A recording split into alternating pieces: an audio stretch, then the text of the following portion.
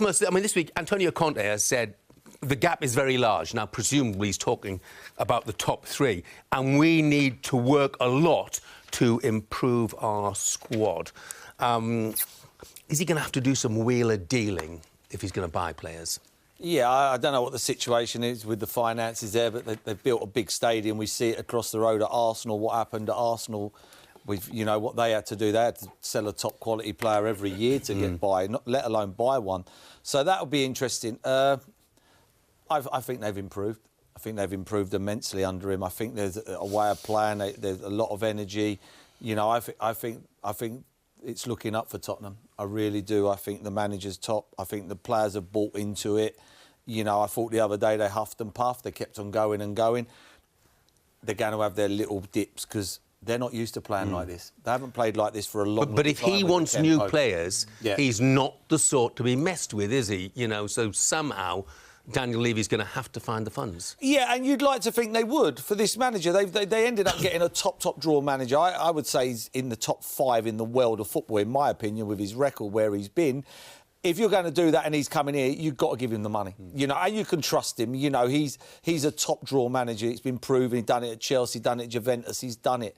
You know, he you know, when he talks, you listen. Especially if you're a player, he's done it. So for me, I'd like to think that if I was a Tottenham fan, I would like to think that they were going to give him it. You know, the money they will have to, because as you say, the gap between the top 3 and Tottenham's massive. Between the rest, it isn't massive. As you can see there, by the way, on our crawler at the bottom of the screen, Jurgen Klopp won't be at Stamford Bridge tomorrow.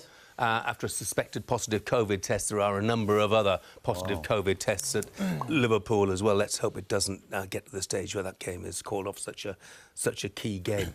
But Clinton, when you look, I mean, they have assets they could sell, couldn't they? Yeah. Obviously, we think of Dele Alli.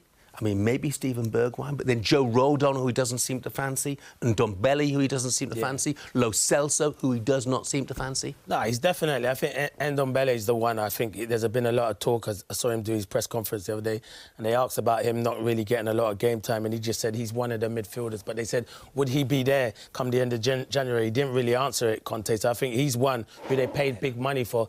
But they might have to cut their losses with him because there's been 2 or 3 managers that have tried to get the best out of him and it hasn't really worked. He is a talented individual. I think he's got so much ability, but it's what he does when you don't have the ball, and that's what he struggled with. But some of the names you've just mentioned there, Jeff, they could definitely make money on that. And that's what they need, because if they want to challenge and they've still got an opportunity to get into the top 4, he needs to bring players. And I'm in agreement with Merson. They have improved they definitely have improved under Conte, but they need to bring in more players. I just believe if you look at the back players, more defenders need to come in, probably another midfielder and probably some wide men as well. They are strong and they have got a good starting 11, but the squad, I think, is not good enough. The problem is, in this day and age, all them players you just named, they're not going anywhere. No, unless they get their drink out of it, they're not going to go anywhere, and that's going to be the problem.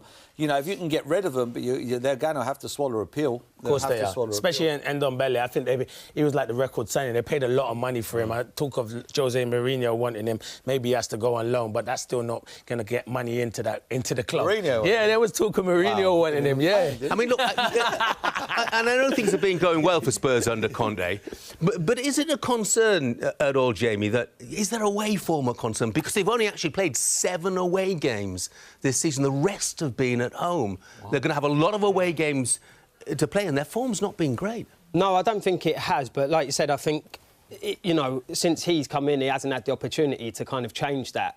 And I think the way he is tactically, how he can set up, I think that actually, I don't think for him being away from home is going to be a problem. No, well, I mean, when it was 11 against 11 at Southampton, they were totally outplayed. No, I get that. I think that obviously he hasn't played that many away from home. It is my point, and obviously he's got them coming. And I think that with this window, I think that new players coming in, he's obviously he's going to first and foremost address their away form and maybe sort of tweaking their system compared to when they're at home. And I think he's got the capability of doing that, but I'm with the guy's point in the fact that I think having him, the magnitude of him being their coach, I think that they can attract the players. It's whether they're allowed to get the players in, because there's going to be a long list. I know Tottenham aren't up there and they're going to be struggling to get up there, but I think a lot of players would want to play for him and a couple of the players that they've got there, they could get something really going under him. I think it's so hard as well, Jeff, at this time of the year to say we want to pluck players from here, there.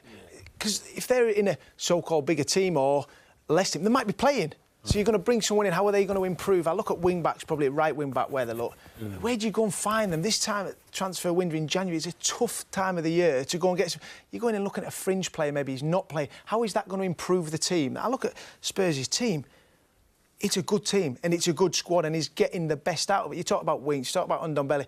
In his press conference, I listened the other day and he talks about training. He doesn't just look at his 11, he looks at the whole squad, and I think that's been a big difference. There's obviously something with Ndombele that he's probably thinking, if he's not in my team, how does he train? Because the Winks has changed. Harry Winks has definitely changed. I know he's been dropped today or rested. There's so many games, Jeff. Chops and changes, freshens it up. Harry was brilliant, and he's been brilliant since he's come in.